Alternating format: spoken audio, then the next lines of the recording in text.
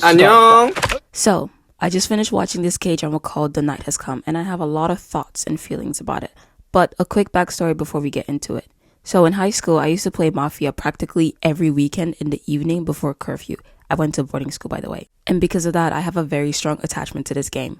And let me quickly explain the rules of the game for anyone that doesn't know. So the game is called Mafia, and it can also be called Werewolf. And in this game, each person has a role. The police is trying to discover the mafia by investigating each person one by one. The doctor can choose whose life to save if they think they're in danger. And the citizens, they don't do anything. They're just there to fill up the space. So these three, the doctor, police, and citizens, they're in one team and they want to vote out all the mafias, and that's how they'll be able to win. The mafia, on the other hand, their role is to choose one person each night to kill off. And then there's the narrator who leads the game. They will be the one that assigns the roles to each person depending on how each friend group plays it. And yeah, like I said, no one knows who each other's role is, so it's about lying and manipulating and surviving. There's many versions of the games and even other roles. For example, in high school, when I was playing with my friends, we had a role called Lovers, which is basically where they would die for each other. So let's say that Naruto and Sasuke were lovers and they're playing the game. So if the mafia picked Naruto to be the one that gets killed off, Sasuke would die instead. And we only had this role if we had lots of people. So the bigger the group, the more fun, the more suspenseful. Anyways, like I said, I have a very deep attachment to this game. So when I heard that there was a K-drama about a real life mafia game, of course I was immediately invested and I was gonna watch it. Also, the weather here recently has been very dry and very windy. So each morning I wake up and my throat is so itchy and so scratchy. So if my voice sounds a little bit hoarse randomly at some point, it's because of that. So we have a group of students from the same class. Let's call them Class A. They're on their way to some camping trip, and on the bus, some kids in the back are playing Mafia. Hashtag foreshadowing. They arrive at this large, I don't know what to call it, like this large campus space. It has a track field, an auditorium, a bunch of dorm rooms, and a cafeteria as well. Pretty much everything they need is there for the next couple of days. Everything is all going smoothly. We get the introduction to the main character. Let's call her Yeri because I can't remember her name. We see the two class presidents, Jun and Diana, the popular girls, the bullies and their victims, the nerds and whatnots. So Yeri and her best friend Sana go back to their rooms to chill because, they aren't that popular and they just stay doing their own thing together. Also, we see that Yeri has a crush on Jun and so does Diana. So love triangle. Ish. Actually, not a love triangle, it's more of a love arrow. But the point is we have these two girls who, they're not friends and they like the same guy. And honestly, I understand. He's kind of fine. Okay, so while Yeri and Sana are back in their rooms doing their own thing, they both get a notification on their phone at the same time. They pick up their phone and they look at it and it says citizens on it. So obviously they're confused because what the fuck is going on? And this is where the chaos truly begins. So everyone else, all the other students, they also get the same notifications on their phones with the same or with their specific roles on it. And we as the audience, we don't get to see who got what. So we are also part of the game in a way. Over the speaker, there is a female voice, the faceless and bodiless narrator that tells the students about the game and she controls it. In her robotic and monotone voice, she says everyone must vote out the mafia before midnight. Naturally, everyone thinks it's a joke. No one is taking it seriously. And they blame this one guy, we'll call him Ted. He's known for really loving the game Mafia, and he's even the one that initiated the Mafia game when they were still sat on the bus on their way for this trip. So in the game app, they also have a chat box where everyone can talk to each other. So someone texts jokingly, "Oh, let's vote out Ted, ha ha ha, he's definitely the Mafia and he's definitely the one that set up this game." So everyone agrees, again, thinking it's a little jokey joke. They don't take it seriously, so they all vote him out. So because it's not midnight yet, nothing happens. So some shit starts going down as time is passing and people are forgetting about the game. Diana, the vice president, who's also a mean girl, pushes Yeti into the pool as a joke. She was like, "Oh my god, hee, we're just playing around. Girl, the bitch damn near drowned. What are you talking about?" So Mr. Class President June shows up just in time to save her. Obviously not a good look for Diana because she got a crush on this man, and we also find out that June has some drama related to water because he used to be a swimmer and one of his close friends drowned. So this incident was particularly sensitive for him because when he even took Yeti to the infirmary, his hands were literally shaking. Meanwhile, on the other side of the building, the bullies are bullying some of the nerds. And remember this one nerd specifically, his name is Jay. So they're throwing basketballs at him. And if y'all have never been smacked in the face with the basketball or in the nuts, consider yourself lucky. That shit is actually so painful. Anyways, right, the biggest issue that they're currently dealing with is that the teacher isn't back yet. So earlier, before they even got the notifications, the teacher had to leave to go find the other buses because there was also meant to be a bunch of other students that were meant to come for this trip. So it wasn't just going to be this class A. But now it's damn near midnight. He's not back yet. They don't have any Wi-Fi. They don't have any signal. So they can't even reach him if they wanted to. So, some students are a little bit worried. So now Deanna and June tells them just to go back to bed, and then they'll figure it out in the morning. If the teacher's not back by then, they'll go out and look for him. Now, speaking of midnight, the narrator comes back and suddenly reminds everyone about the game. In her robotic voice, she reminds everyone the voting closes in 1 minute. Since all the students were all heading back to the dorms, they were all kind of gathered in the hallway. So now they're pointing at Ted and laughing and telling him, bro, stop with the games. This isn't the time. We know it's you anyways. Ted is confused because he's like, this ain't me. What are you talking about? But he's rolling his eyes and he's pouting. He's like, why did you guys vote me out so soon? Now the game's going to be so boring. Once again, the narrator's voice returns and she says, Ted has the most votes and will now be executed. Immediately after the narrator says that, Ted begins to hear this loud ringing tone that no one else seems to hear. He starts grunting in pain and he's hunching over, and his students still think that he's joking around and they're telling him to knock it off. But unfortunately, Mr. Class Clown isn't joking around. He starts screaming in pain and he's like grabbing his hair and shaking it around, and then suddenly he just stops. He slowly lifts up his head and his eyes are all white. Then he drops down to his knees while the kids are anxiously watching him, scared for what's gonna happen next. And then bam, bam, bam, he's hitting his head against the floor with so much force that blood is just gushing out with each impact. They're screaming and begging him to stop, and a few of the boys even try to grab him, like they're trying to hold him back, but then he pushes them off and then he runs straight into the wall and bashes his head against the picture frame. And then he stops again. He just turns around and he just looks at the students who are kind of gathered around him in like a semicircle. And they're all, rightfully so, looking extremely petrified because his face looks like he just took a bath in tomato juice. And then he starts sprinting. The students move out the way and kind of clear a path for him. And he jumps out the fucking window and obviously dies on impact. It is now actually like the next day or 2 days later. I had to stop recording because my roommate came back and I don't want her to hear me screaming alone in my room. She already believes I'm enough of a weirdo as it is.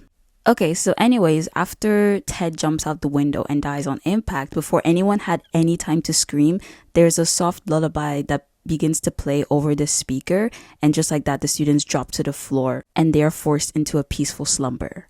And then just like that, that's how the very first episode ends. This was episode 1. Absolutely crazy. I love a good captivating first episode. Like, I need to get hooked immediately. If not, I'm not coming back. Like, it should not be taking you 10 plus episodes in a 12 episode show to get me interested. The max I'll do is 3 episodes. If after episode 3 and I'm still bored and not interested, I'm dropping it. I'm not coming back. Okay, now I'm going to speed run through the rest of the show because if I don't do that, I'm going to be here for 3 hours because a lot happens. So I'm only going to mention like the main important parts. I don't know if you guys know Stephanie Sue, but she also makes videos where she talks about different shows and movies and stuff. And she's still on part 2 of this series. Like, she's already made 2 like an hour and a half long videos and she's still not done. So yeah, I'm just going to go through it quickly because I don't have that kind of energy. So the next morning, as you would expect, when they wake up, there's a lot of confusion and a lot of fear. They're all going through the first 3 stages of grief. They're going through all the emotions. At first, they all think maybe it's a dream, but it's weird that they all had the same dream. And it definitely was real because, Ted's dead body is still there.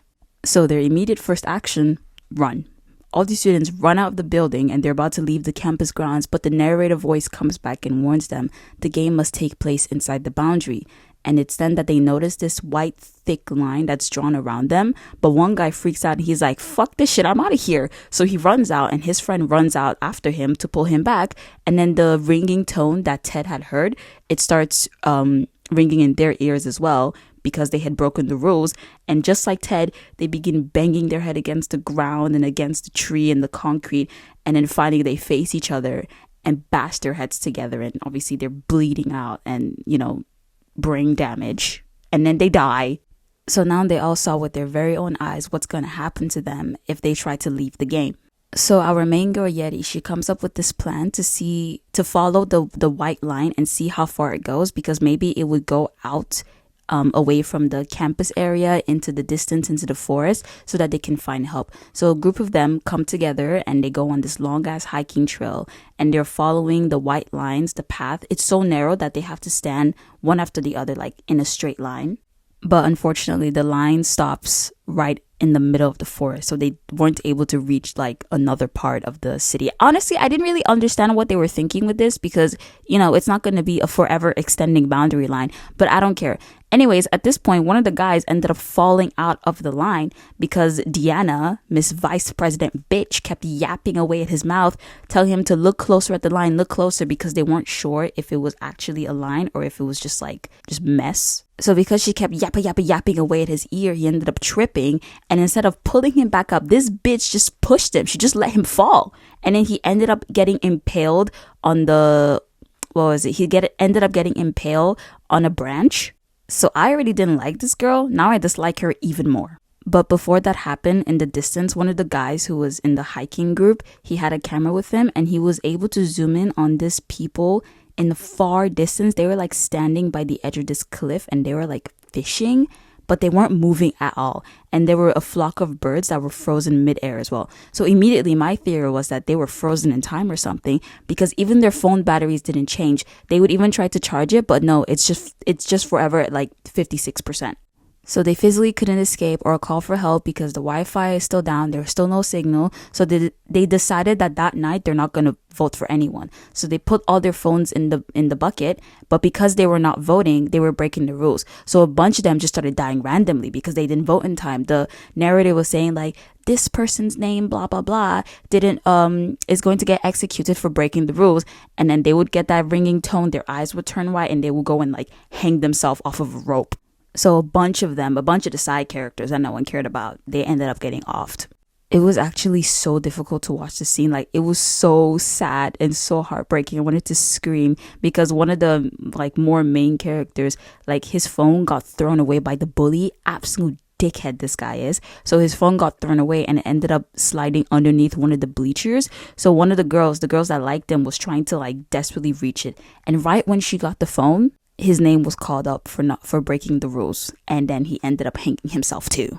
So this method didn't work. Another method that they tried was to give the two people the same number of votes, and I was thinking both of them were probably going to die, but instead they had to vote again within 5 minutes, and if you didn't vote, everyone else was going to get executed. So even that plan didn't work. And all throughout the series, Miss Yeti was going on a bunch of side quests trying to figure out who was behind this game and how to escape it, because she was tired of seeing all her classmates and all her friends getting killed. Sana, her best friend, and June were also helping her. She ended up discovering a photo from a previous class that came on this trip, but all their faces was glitched out. And she kept seeing this ghost and feeling its presence near her. So now I'm thinking, is this supernatural? Because it wasn't in the tags. And earlier, Ted, the guy who died first, before the game started, he was teasing the students about the story of a girl that K-worded herself, and she's now coming here to haunt them for revenge. So I was thinking maybe it's her. She also found these security cameras that were in the basement, but it all got mysteriously wiped out. She found this key to open a box, and because of that, everyone got a notification that read, Kim Soo-hee is the host or something like that.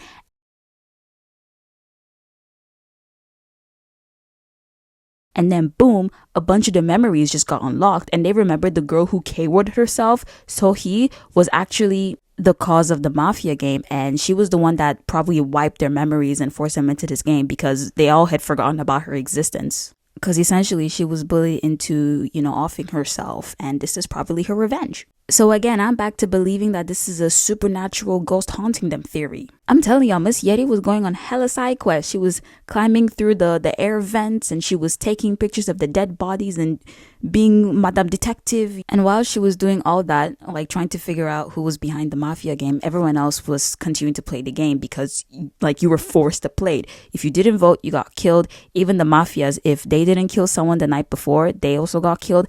Also, another thing about the Mafias, they had to kill by hand. So it's not like they just press someone's name and then the game kills them for it. Like, no, they need to grab a knife or a plastic bag and choke the person out. They have to kill them with their own hands, which is crazy. The other Mafias also can't expose each other. They can't kill each other. Like, you are literally forced to play this game if you want to survive.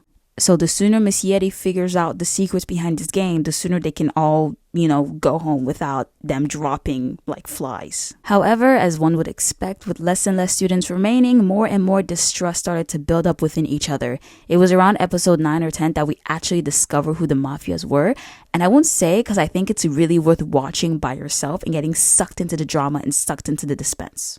Did I say dispense? I meant suspense. But I will say that one of my guesses was correct, and I'm not gonna lie, I was low-key on this mafia side because they had a whole revenge reason going on. And like I always say, I will always support the venger. Who am I to tell someone how to deal with their trauma and their abuser? However, though, when they start pulling innocent people into their vengeance who has nothing to do with it, you've completely lost me. I like when people focus their energy. I like when they focus their anger. Okay, so now I'm going to be spoiling the ending and revealing the truth about this game. And I'm also going to have to reveal 2 of the mafia, so skip ahead if you don't want to get spoiled. So right now, there's only 4 people left, from 25 students to 4 students. Yeti, the main character, obviously. Jun, the vice president. Sana, the best friend. And Jay, the nerdy guy. And would you believe that Sana, yes, the best friend, and Jay are both the mafias? Now, normally when you play, this not deadly version of Mafia, the Mafias win when the same number of Mafia and the same number of citizens are remaining. So if this was just a regular game, the Mafias would have won because there's 2 Mafias and 2 citizens. But in this version, all the Mafias gotta die or all the citizens gotta die. So right now, Jay is trying to kill Yeti and Jun, and Sana is trying to protect them. To be fair, she had never killed anyone with her own hands, but she was the mastermind behind the mafia team and was trying to avoid getting caught. Anyways, it's all very emotional. Yeti is obviously devastated that her best friend was the mafia this whole time. Jun is just done with all this bullshit. He's like, kill both of them. Miss Yeti, I need you and I to just remain alive because literally everyone else is dead, so he doesn't even care anymore. Quick sidebar. At this point, Jun is so tired. Like throughout the game, everyone just kept dogging on him over and over again, yelling at him, where's the teacher? This is all your fault. Why did you tell us not to vote? Now so many of us are dead. Like, guys, you're forgetting that he's also a student like the rest of you. He's just as confused and lost. He doesn't know what the fuck this game is. He doesn't know how y'all fucking got here. He's trying his best. He's just a class president. That doesn't mean he knows everything. The amounts of pressure and disrespect that some of them were giving to Jun, I did not appreciate at all. Like, I understand you're all in a stressful situation, but he doesn't know what's going on, and he's trying his best. Anyways, back to the story. Yeti gets stabbed, right? She gets stabbed trying to protect Sana, and now she's bleeding out in Jun's arms. Jun also managed to stab Jay, so he's dead. And Sana is crying, and she's like, why? Why would you do that? I'll fix this. I'm gonna end this. So she walks over to the edge of the building. I forgot to mention, but at this point, they're on a rooftop right now, and then she jumps. The moment that Sana collides onto the ground, Yeti jolts awake, and I immediately think, if this was it was all a dream type of shit, I'm gonna scream into my pillow. And it kind of was like that, but also not really. So she jolts awake, right? And she sees a bunch of wires strapped to her forehead, kind of like a sci-fi stuff. She's like on this very leaned back, big mechanical type of chair. She turns her head to the side and she sees all her classmates, all the ones that were brutally killing themselves and voting out and whatever. And they're all laying down in the same thing that she's also sitting on, with the same wire strapped to their head as well. These 2 people, a man and a woman, a couple, they walk up to Yeti, and I'm thinking, are these like crazy mad scientists that are trying to come up with like a new VR game? Nope, they are Kim So-hee's parents, the girl that K-worded herself. And they're the ones that are behind all of this. They're the ones that trapped the students in the simulation and had them playing the Mafia game. And the game, they said the game has happened like several dozens of times, but it's only happened in the space of like 2 to 3 hours in the real world. So obviously, time passes very differently. I'm sure you can put 2 and 2 together of why her parents are doing this to the students. The reason they're doing this is to get revenge on the students for bullying her daughter and spreading the rumor to the point that, she offed herself. The rumor was because of Jay. He used this deepfake to make sexual content of her, like she was dancing in a bra, and the video ended up spreading like wildfire. On top of that, Deanna and the Mean Girl squad were bullying her. And one of the reasons that the parents are extra upset is that when she K-worded herself, suddenly everyone was like, I have no idea why she would do that. Like, it came out of nowhere. Like, we were such good friends, knowing damn well that they were bullying the fuck out of her. My thing is, first of all, where the fuck are these students' parents? Like, how did y'all kidnap them into this fucking, like, science experiment and then keep them locked in here for hours? Do they know what's going on? Secondly, if seeing their daughter's abusers get punished by their own hands helps them heal, that's for them to deal with, because we know for a fact that the law isn't going to do shit about it because they don't take this bullying stuff seriously.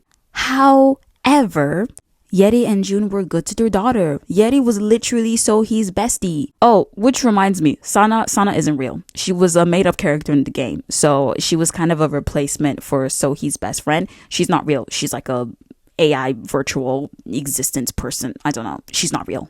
But anyways, Yeri and Sohee were best friends, and Yeri didn't know that Sohee was getting bullied because she didn't tell her about it. And this is me trying to be all victim blaming, like, oh, why didn't you tell your friends about it? She didn't tell her friend about it. People deal with things differently. But at the same time, Yeri didn't know. Like, she tried to get it out of her. She was like, what's going on? Like, what's happening? Why are you sad? And Yeri didn't say shit. Or Sohee didn't say shit. How's Yeri supposed to know? And then to my knowledge, June didn't bully her. Like, he's not the type to go around bullying people. And he had actually witnessed her jump from the bridge, and he was begging her not to and was trying to save her. And I'm also sure from the other 25 students, there were also students that generally didn't know about it either. And, you know, the parents probably aren't that aware of the students who were just not aware. But I feel like they should narrow their anger to the students that actually bullied her for real. Like, they especially shouldn't have done this shit to Yeti. Like, do you know how traumatizing this shit is? And then at the end, she got put back into the simulation and started the game all over again. But the ending it gave this ambiguous hint that she knew that this was a game this time, because she saw Sana, again, not a real person. She saw Sana now sitting like at the back of the bus instead of next to her like she did at the beginning of the start of the game. And she made this face of like, Sana, like, oh my gosh. And she was like looking at everyone and, you know, they're all alive, and she's like kind of freaking out. So yeah, how I interpreted that ending was that she knows it's a game now. And it would actually be interesting to kind of see a season 2 to see how she would deal with it now that she knows it's not real. I very, very, very much enjoy this series. I rarely binge things anymore, but shows like this bring out that part of me. And if not for the little willpower I had, I would have finished it in just one day. But I did it in 2 days instead. The acting, the visuals, the story, it was all really fucking good. Even the special effects were so realistic. Warning, it's very gory. When the students were offing themselves, you see all the impact, you see the axe getting impaled into the side of the face. There's not much left to the imagination. So if you can stomach, you know, gore and blood, you'll be fine. But if not, this is your warning. It does a really good job of really pulling you into the show. When I was watching it, I was imagining how would I be able to survive, because one wrong move, a little bit of suspicion, and the students will vote you out just like that. So is it better to stay a silent follower and just vote for who everyone is voting? Because, you know, the ones that are yapping, they're the ones that draw the most attention to themselves. And if you're yapping a lot and continuously pointing fingers at someone, the moment someone says, what about you? You're oddly suspicious, you're oddly defensive, you're fucked. Also, in terms of the acting, the real fear and desperation that the students got when they were like getting voted out is actually so gut-wrenching, because like that's real. Like I was like, holy shit, because how would you actually react in that situation? Especially when you know you're not the mafia and they're just convinced you are, and nothing you say is going to change it. And the moment it's midnight and you have the most votes, it's over for you. You know what's coming. And what's truly terrible is the way that they go out. They throw themselves in walls and jump out the windows, hanging themselves. Like they actually die in such like terrible, humiliating, and honestly painful ways. Like when I first watched it, I expected the way that they would get like offed is, do you guys know Alice in Borderland? Whenever the characters need to die, like if they are dying outside of the game, a laser from the sky just pew appears and just like shoots them in the head and they die just like that. Quick and easy, not humiliating, not painful to watch, not dragged out, because obviously the first bang on the wall isn't going to take you out. It's going to take at least 7 of those bitches to kill you. So yeah, those scenes were not easy to watch, not even because of the gore, but just the pain you feel, because you as well as the audience, you kind of also know that this person is definitely not the mafia. And the collective guilt and grief that the students feel when the narrator announces that the student who just got voted out was the citizen. Because after a character dies, it says, for example, Ted was a citizen. And you're just like, oh, we fucked up. And that means there's still God knows how many mafias in here. Because again, the game doesn't tell you how many mafias there are. Because when you're playing normally, you know how many there are. But here, it could be 3, it could be 4, it could be 5, it could be 7. We don't know. And like I said earlier in my sidebar, I especially felt for June. Like the students were putting hella pressure on him just because he was the last president. First of all, Miss Bitchy Diana was the vice president too, and y'all weren't putting as much pressure on her. Like, where's all this sudden animosity coming from? He's genuinely a good guy, like actually a good guy, and he was trying his best to have everyone survive. And as it went on, you can see how the game literally broke him because his attempts to save everyone just kept failing, and each day he would have to see more and more of his friends and more of his fellow classmates just die. Maybe this is just me having my Fujoshi brain rot moment, but for some reason, this dude, every male character he was on screen with, he had too much sexual tension. Way too much. Like, why? What's going on here? Why is he shirtless? Why y'all looking at each other like that? Maybe it's my nerd ex-bully preferences coming through, but like, I'm not tripping. Sorry. Maybe it's the Fujoshi in me. My bad. As for the ending, don't worry if you actually want to go back and watch it. I'm not gonna say exactly what it was. But as for the ending, the big reveal at the end of what the game was about, I personally didn't love it necessarily. It wasn't a bad ending, but I think I wanted something a little bit more unexpected. It kind of felt anticlimactic and a little bit cliche too. And I don't hate cliches, but sometimes cliches are used in not the best way possible. And don't get me wrong, it was still good. It just wasn't giving. But it wasn't an ending that would make the show not worth watching. It's still definitely worth it 100%. But yeah, I was hoping for a little bit more. I highly recommend having a K-drama night with your friends and watching the show together. It's definitely more fun when you watch it as a group because you can make all these theories together on who's the mafia and the reasoning behind the game. And well, that is all for this video. Thank you for watching. If you have any K-drama recommendations that are similar to this, let me know because I like watching these kind of K-dramas like the Squid Games and the All of Us Are Dead. I like this. And like this video if you like it, liked it if you didn't. That did not make grammatical sense. Anyways, please don't forget to subscribe for more. Bye.